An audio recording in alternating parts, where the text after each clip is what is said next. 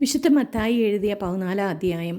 അക്കാലത്ത് സാമന്ത രാജാവായ ഹെറോദേസ് യേശുവിൻ്റെ കീർത്തിയെപ്പറ്റി കേട്ടിട്ട് തൻ്റെ സേവന്മാരോട് പറഞ്ഞു, ഇവൻ സ്നാപകയോഹന്നാനാണ്, മരിച്ചവരിൽ നിന്ന് അവൻ ഉയർപ്പിക്കപ്പെട്ടിരിക്കുന്നു.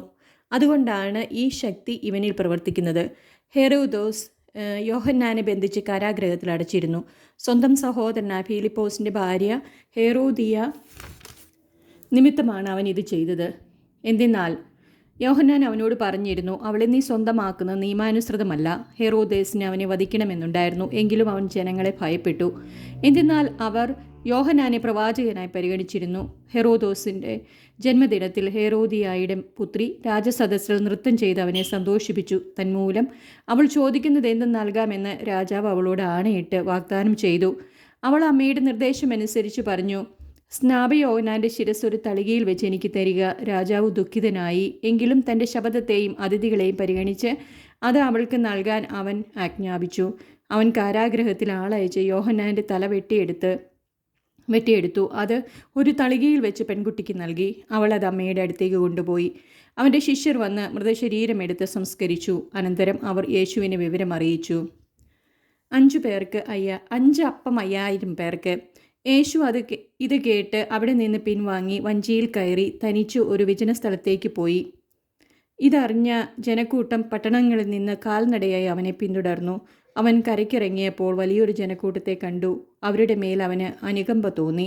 അവരുടെ ഇടയിലെ രോഗികളെ അവൻ സുഖപ്പെടുത്തി. സായാഹ്നമായപ്പോൾ ശിഷ്യന്മാർ അവനെ സമീപിച്ചു പറഞ്ഞു, ഇതൊരു വിജന സ്ഥലമാണ്, നേരവും വൈകിയിരിക്കുന്നു. ഗ്രാമങ്ങളിൽ പോയി തങ്ങൾക്ക് ഭക്ഷണം വാങ്ങാൻ ഈ ജനക്കൂട്ടത്തെ പറഞ്ഞയക്കുക. എന്നാൽ യേശു പറഞ്ഞു, അവർ പോകേണ്ടതില്ല, നിങ്ങൾ തന്നെ അവർക്ക് ഭക്ഷണം കൊടുക്കുവിൻ. അവർ പറഞ്ഞു, 5 അപ്പവും 2 മത്സ്യവും മാത്രമേ ഇവിടെ ഞങ്ങളുടെ പക്കലുള്ളൂ. അവൻ പറഞ്ഞു, അത് എൻ്റെ അടുത്ത് കൊണ്ടുവരിക. അവൻ ജനക്കൂട്ടത്തോട് പുൽത്തകിടിയിൽ ഇരിക്കാൻ കൽപ്പിച്ചതിന് ശേഷം ആ 5 അപ്പവും 2 മത്സ്യവും എടുത്ത് സ്വർഗത്തിലേക്ക് നോക്കി ആശീർവദിച്ച് അപ്പം മുറിച്ച് ശിഷ്യന്മാരെ ഏൽപ്പിച്ചു. അവർ അത് ജനങ്ങൾക്ക് വിളമ്പി. അവരെല്ലാവരും ഭക്ഷിച്ച് തൃപ്തരായി. ബാക്കി വന്ന കഷ്ണങ്ങൾ 12 കൂട്ടം നിറയെ അവർ ശേഖരിച്ചു. ഭക്ഷിച്ചവർ സ്ത്രീകളും കുട്ടികളും ഒഴികെ 5000-ഓളം പുരുഷന്മാർ ആയിരുന്നു. വെള്ളത്തിനു മീതെ നടക്കുന്നു. ജനസഞ്ചയത്തെ വിടുമ്പോഴേക്കും തനിക്ക് മുൻപേ വഞ്ചിയിൽ കയറി മറുകരയ്ക്ക് പോകാൻ യേശു ശിഷ്യന്മാരെ നിർബന്ധിച്ചു. അവൻ ജനക്കൂട്ടത്തെ പിരിച്ചുവിട്ടതിന് ശേഷം ഏകാന്തതയിൽ പ്രാർത്ഥിക്കാൻ മലയിലേക്ക് കയറി. രാത്രിയായപ്പോഴും അവൻ അവിടെ തനിച്ചായിരുന്നു. ഇതിനിടെ വഞ്ചി കരയിൽ നിന്ന് ഏറെ ദൂരം അകന്നു കഴിഞ്ഞിരുന്നു. കാറ്റ് പ്രതികൂലമായിരുന്നതിനാൽ തിരമാലകളിൽപ്പെട്ട് അത് വല്ലാതെ ഉലഞ്ഞു. രാത്രിയുടെ 4-ാം യാമത്തിൽ അവൻ കടലിനു മീതെ നടന്ന് അവരുടെ അടുത്തേക്ക് ചെന്നു. അവൻ കടലിനു മീതെ നടക്കുന്നത് കണ്ട് ശിഷ്യന്മാർ പരിഭ്രാന്തരായി. ഇതാ ഭൂതം എന്ന് പറഞ്ഞ് ഭയം നിമിത്തം നിലവിളിച്ചു. ഉടനെ അവൻ അവരോട് സംസാരിച്ചു, ധൈര്യമായിരിക്കുവിൻ, ഞാനാണ്, ഭയപ്പെടേണ്ട. പത്രോസ് അവനോട് പറഞ്ഞു, കർത്താവേ, അങ്ങാണെങ്കിൽ ഞാൻ ജലത്തിനു മീതെ കൂടെ നടന്ന് അങ്ങയുടെ അടുത്തേക്ക് വരാൻ കൽപ്പിക്കുക. വരൂ, അവൻ പറഞ്ഞു. പത്രോസ് വഞ്ചിയിൽ നിന്നിറങ്ങി വെള്ളത്തിന് മുകളിലൂടെ യേശുവിൻ്റെ അടുത്തേക്ക് നടന്നു ചെന്നു. എന്നാൽ കാറ്റ് ആഞ്ഞടിക്കുന്നത് കണ്ട് അവൻ ഭയന്നു. ജലത്തിൽ മുങ്ങിത്താഴാൻ തുടങ്ങിയപ്പോൾ അവൻ നിലവിളിച്ചു പറഞ്ഞു, കർത്താവേ, രക്ഷിക്കണമേ.